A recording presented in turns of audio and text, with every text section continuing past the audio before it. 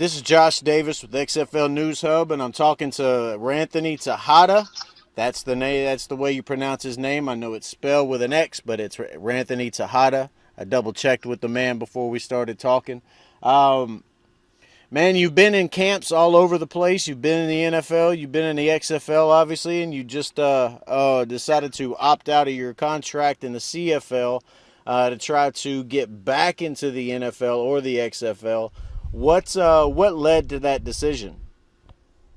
So pretty much I just wanted to be able to weigh all my options and not really be tied to like one league right now. And the CFL is giving us an opportunity to take a chance at getting an opportunity with the workout with the NFL and then possibly seeing what the XFL does these next few months. And so, but they do have the option for you to opt back into their league. So I still have that choice to go back to the CFL. So you still have that choice. How long of a time do you have to make that decision? I believe we have a few months, so I'll be able to figure out and assess like what my best option is in a few months, and then if I have to go back to the CFL, I wouldn't turn that down. It's still a great opportunity. Right, right. It is a great league. Been around for a while. A lot of good players up there. A lot of good players have come from up there. Right. We enjoyed you in New York for the Guardians. The way that you played there, I'll tell you, because you made that defensive backfield better than what it was. Um, so given the shot with the new ownership, I know that you said on Twitter that you were looking for an NFL or XFL opportunity. Given the way that the season ended last time, would you really give the XFL another shot? Yeah, I would give it another shot. I felt like the league was ran professionally, and just unfortunate that COVID-19 has pretty much affected everyone's way of life. And that made the XFL pretty much just shut down. But I definitely thought it was ran very well. I met a lot of great teammates, had a lot of great teammates and great coaches that taught me a lot and helped further my knowledge of the game. So I would definitely consider it. Cool, man. Yeah, like we said, you've been in a lot of different camps. When it comes to that, yeah, NFL, XFL, CFL, which one did you like the most out of those three when it comes to training camps? I mean, I enjoyed all of them. I've met great people, in every league I've been in, and still have really good friends from everywhere that I've been so far. It's a lot of great talent in all of those leagues, so I can't really say that I enjoyed one over the other. I felt like I was able to get a lot of great experience from everywhere that I've gone so far. Yeah, you bring up talent, and that's one of the things that I talk about when I talk to guys is leagues like the XFL are they're necessary. If you ask me, we need them because just because somebody's not in the NFL doesn't mean that they're not that their talent doesn't that they're not talented enough to play in the league.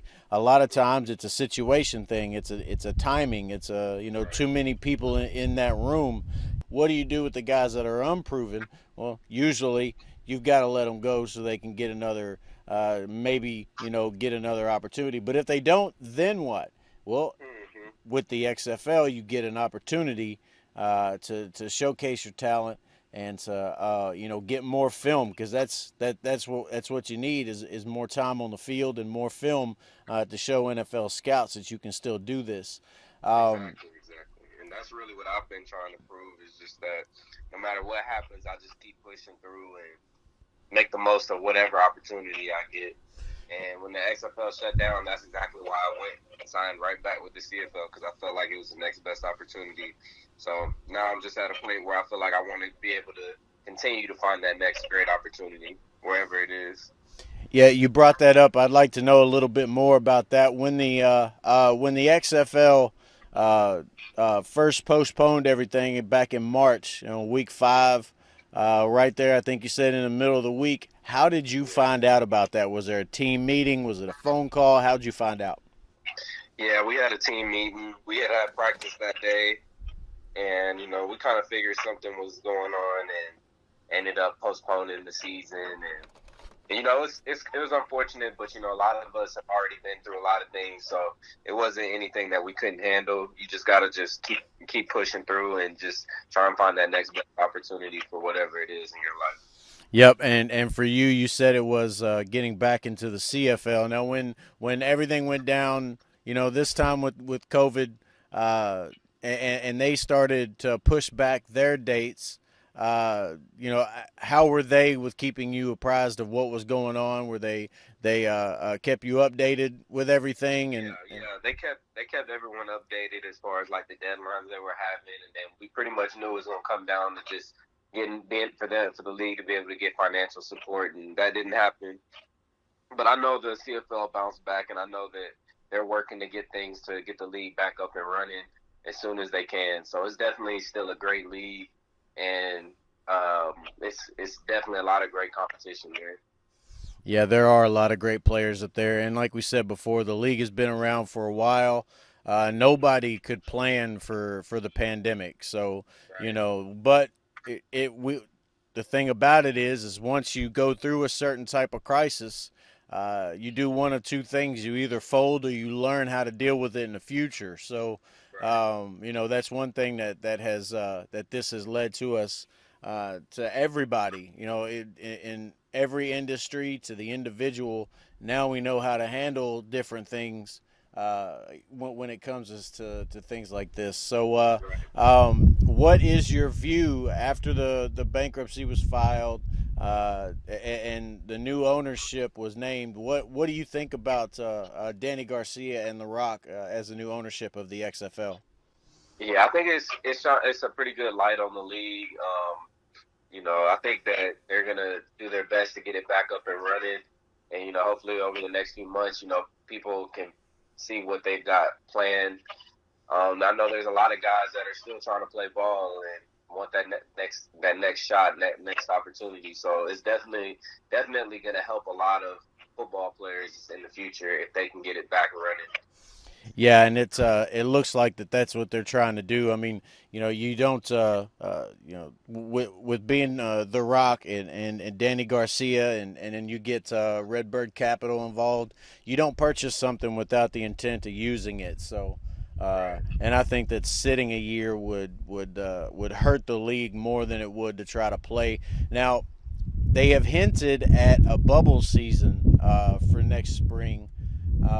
And I talked to a few guys, and I know that the training camp that the XFL had all was at Houston. So you've already been in a bubble system, right? How was that?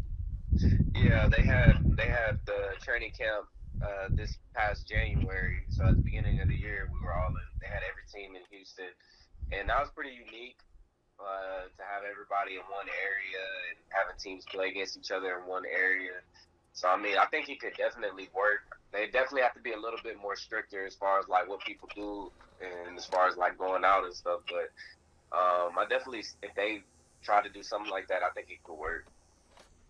They've even rumored that there might be a XFL version of Hard Knocks, and Wow. that would be crazy with all the teams there at training camp, and then you got the film crew and going through like that because it already gets crazy on Hard Knocks as it is the one that they have, but with the guys that came in, The Rock has football experience. He's got entertainment experience. They've got pull in the industry. Yep. I just don't see how this thing cannot succeed. So I know that the ultimate goal for you is to get back in the NFL, but we hope that you get back in the XFL. Now, one of the things that I have seen about guys when I read about scouting reports and things of that nature on you is people talk about your size. And when Hmm. I see your film, you play bigger than you are. You're able to high point the ball. You're able to close. Your closing rate is excellent. And you have figured out how to make up for the in different techniques. Is there a guy that you modeled your game after that might have been your size so that you knew what to do, or is it coaches that have helped you learn how to make up for that? Yeah, so pretty much like growing up and stuff. One of my role models, I guess someone that I kind of tried to model my game after was Tyrann Matthews. But I tried to always just be myself out there on the field and make plays happen. And I try not to let size and what people think about my size affect me. I mean, I feel like I'm not the only 5'9", 185, 190 guy playing football on the next level. They got guys my size in the NFL, XFL, CFL. So it's just a matter of going and getting the opportunity where they want me and they're willing to give me an opportunity. And at the end of the day, you still have to compete. And I try to just be the best man at the end of the day, whether I'm at corner or whether I'm at nickel or wherever I'm at in the secondary. I just try to be the best player, best available player. Yeah, we said it earlier. One of my favorite cornerbacks to ever play the game, Darrell Green was 5'9", 5'10", 180 pounds, and Mm-hmm. size didn't bother him at all. So, Right. like I said, I think you play bigger than what you are, and you were definitely trouble for opposing wide receivers in the XFL. I've seen your film when you played in Washington for the NFL, and I've seen some film from the CFL. So you've got the talent. It's just getting the right situation. That's the way that I see it. Is that how you see it too? Yeah, yeah. It's just finding the right opportunity, and I'm just putting it in God's hands, and I believe that He's gonna put me in the right direction, and I'm just gonna keep working. I'm working hard every day, training every day, and I know that whether it's in the NFL, whether it's in the XFL, or me going back to the CFL, I feel like I'll be in good hands wherever I go, and I'm gonna compete, and they're gonna get a very hard worker. So that's pretty much me. Yeah, and I mean, you've got an opportunity to play wherever it is because, like you said, you're already in the CFL.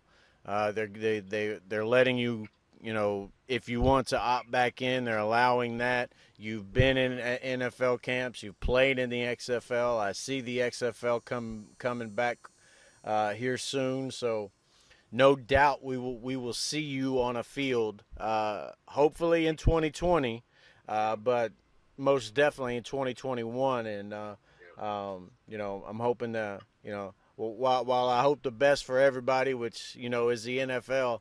I really hope to see you back in a Guardians uniform. Uh, playing in the XFL because that league is so important and there's so much talent there and the gameplay, just the whole thing, everything about the game. Tell us about your experience in the XFL because a lot of people have told us, that it was that everything was great. But tell us your experience while you were playing in the XFL. Yeah, it was. I had a good time, man. It was very professional. Everything was ran really well. It was very organized. I don't really think they missed a beat with it. I mean, from the meetings, from the coaching staffs to the players, I had great teammates and guys that can really play football, guys that are really talented, and guys that have been in the same situation as me. Playing in the NFL, playing in different leagues, and then just getting this opportunity. So that's what it's really about. Is just giving these guys an opportunity to show that they can still play and that they can provide for their families. And that's what really everyone's trying to do at the end of the day. Yeah, it's that's another great thing about the XFL is the 97% of the guys that come out of college are not going to go pro in their chosen sport. Leagues like the XFL allow more people to continue to play football and to get paid for it. So I appreciate you talking to us. It was a lot of fun for me. I hope that whenever you do get any kind of news, you let me know. Um, For sure, for sure. and like I said, I hope to see you in a Guardians uniform next year. But if not, I hope to see you in an NFL uniform, wherever that may be. Um, you'll be playing ball. We know that. We know you're good Yes, sir. enough to do that. Thank you, best of guys. luck. Best of luck to you, my man, and thanks for talking to us. Oh yeah, for sure.